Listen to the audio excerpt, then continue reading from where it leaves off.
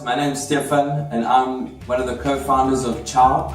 Really exciting to be here. This is our first video, but there's going to be a lot more coming.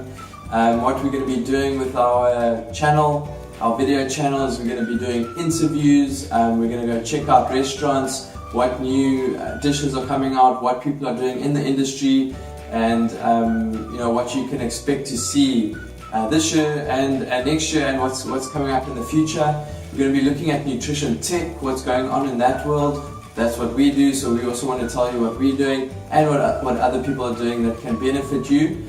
And look at food science and food tech and that whole industry, and really bring you some awesome content, some awesome people, real industry changes, people that are doing great things.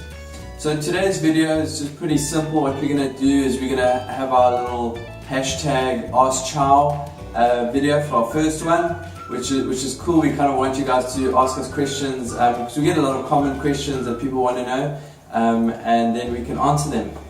So I'm just going to kick it off today and start with our first question. Is it's a common one. What diet should I follow? It's kind of a tricky question because it's very loaded, in the sense that it's difficult to tell someone what they should do without knowing what they have done. So my first question always is to counter that: what have you done in the past, and more importantly, what have you done to track what you've done in the past? So there's no point in just saying you've done a whole lot of things and it didn't work for you unless you've tracked it.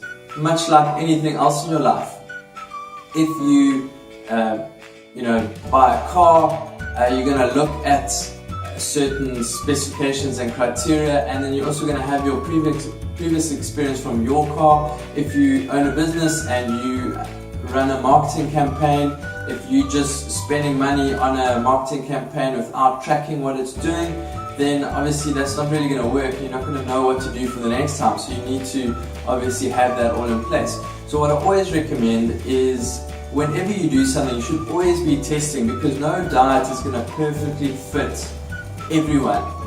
And that whole one diet fits all approach is really, it's really archaic, and a lot of things are changing. So whatever you do, just track what you're doing and make sure that you follow a plan for a reasonable amount of time. And I recommend at least 12 weeks.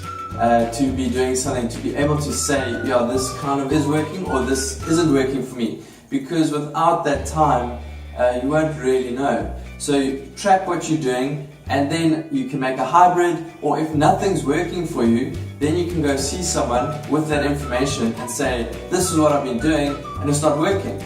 So yeah, it's really important to track what you're doing, and also to fully commit to something. So if you are going to try something new, then make sure that you have looked at what you think is going to work for you, or what you would enjoy.